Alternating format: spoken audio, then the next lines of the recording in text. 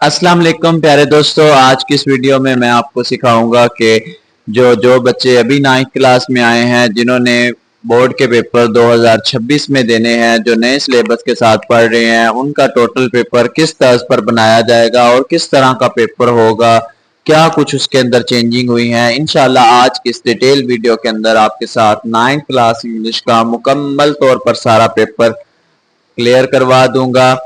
तो आप देखें, सबसे पहले जो आपके पास क्वेश्चन होगा सब्जेक्टिव पेपर के अंदर, ऑब्जेक्टिव पेपर की वीडियो इंशाल्लाह अलहदा से इस चैनल के ऊपर अपलोड कर दी जाएगी।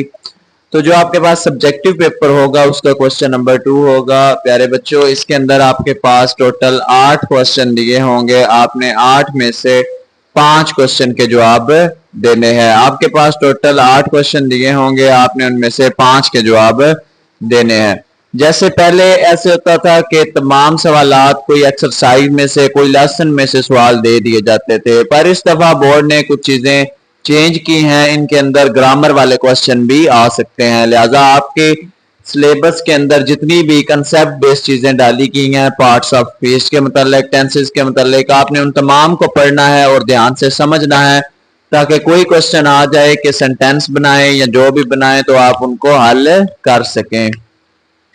इसके बाद जो आपके पास अगला क्वेश्चन होगा प्यारे बच्चों, पहले पेपर पैटर्न के मुताबिक भी ये वाला सवाल जो होता था ये तर्जमे वाले ही होता है, लेकिन इस दफा इस तर्जमे के अंदर थोड़ी सी चेंजिंग ये हुई है कि इसके अंदर कुछ जो वर्ड होंगे वो हाईलाइट हुए हुए होंगे, जैसे ये ड्यून्स, डैजलिंग, ट्रॉपिकल वगैरह वगैरह। इस तरह ये मेडिटेशन, ये जिस तरह इस पैराग्राफ के अंदर जो वर्ड हाईलाइट होंगे आपने उनके अलहदा से मानी लिखने हैं।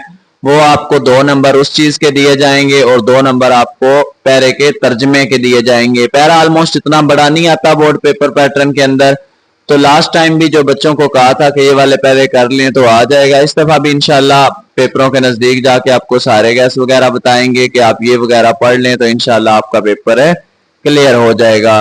तो प्यारे बच्चों, आपने इनके मानी भी अब याद करने हैं। जो ये आई है न्यू बुक, उसके अंदर भी आपने देखा होगा कि पैराग्राफ के अंदर कुछ वर्ड जो हैं वो बोल्ड लिखे हुए हैं, थोड़े गाढ़े गाढ़े लिखे हुए हैं। इनको आपने लाजमी तैयार करना है, इन वर्ड्स के मीनिंग याद करने हैं और पैरे का तर्जमा याद करना है। तो चलिए नेक्स्ट क्वेश्चन की जानिब बढ़ते हैं। इसके बाद जो आपका सवाल आएगा प्यारे बच्चों वो समरी वाला आएगा कि आपको जो आपकी ये बुक है इसके अंदर जितनी भी पोएम्स दी हुई हैं आपने उनकी समरी याद करनी है। जैसे यहाँ पर मेरे पास इफ पोएम का नाम है, इफ जिसकी समरी आई हुई है, तो आपने ये वाली पोएम तैयार करनी है, इसकी समरी तैयार करनी है। समरी चाहे आप स्टैंडर्ड कर लें चाहे इजी कर लें, कोई फर्क नहीं पड़ता। 5 नंबर की समरी है, इजी भी लिख लें तो कोई इतना मसला नहीं है। आप देख सकते हैं समरी का मतलब ही खुलासा है, तो आप फिर अगर उसको भी लंबा चौड़ा लिखेंगे 2 पेज का, 2.5 पेज का, तो फायदा कोई नहीं। कोशिश करें 1 पेज से ज्यादा समरी ना जाए। इसके बाद जो आपके पास क्वेश्चन नंबर 5 आएगा बोर्ड के पेपर के अंदर, वो होगा कि आपको फ्रेजेस, इडियम्स या वर्ड्स दिए होंगे कुछ, आपने उनके सेंटेंसेस बनाने हैं। जैसे ये नीचे चंद एक फ्रेजेस भी दी हुई हैं, वर्ड भी दिए हुए हैं, तो आपने इनके सेंटेंसेस बनाने हैं। टोटल 8 दिए होंगे, आपने 8 में से 5 करने हैं, 1 नंबर का 1 ये फिक्रा होगा, तो आपने इस सवाल को भी ध्यान से देखना है। इसके बाद लेटर का सवाल आएगा क्वेश्चन नंबर 6, तो आपने यहाँ तो एक लेटर लिखना है, यहाँ पे एक आर का ऑप्शन लिखा होगा, आर स्टोरी आपने लिखनी है। तो आपने यहाँ लेटर लिखना है या स्टोरी लिखनी है, आपने इन दोनों में से कोई सी एक चीज लिखनी है। आप कोशिश करें लेटर ही याद करें। लेटर ऑलमोस्ट 16 लेटर दिए हुए हैं पूरी बुक के अंदर, तो आपने वही लेटर तैयार कर लेने हैं। इंशाल्लाह आपका लेटर वाला क्वेश्चन उन्हीं में से क्लियर हो जाएगा। इसके बाद क्वेश्चन नंबर 7 की बात की जाए बोर्ड पेपर पैटर्न के अंदर, तो वो जो आपका क्वेश्चन होगा वो पैसेज वाला होगा कि इस पैसेज को ध्यान से पढ़ें और नीचे दिए हुए क्वेश्चन के जवाब दें। तो ये आपकी बुक के अंदर टोटल 20 पैरे दिए हुए हैं और आगे 25 एग्जाम्पल्स दी हुई हैं, तो टोटल ये 45 ऑलमोस्ट बन जाते हैं। आपने 45 तैयार नहीं करने, बल्कि जो इंशाल्लाह हम आपको बताएंगे आपने सिर्फ वही तैयार करने हैं। आपका बोर्ड के पेपर का ये वाला क्वेश्चन भी क्लियर है हो जाएगा। ये सारा हमारे पास जो मटेरियल होता है ये रिसर्च बेस होता है, पास पेपर की रिसर्च होती है।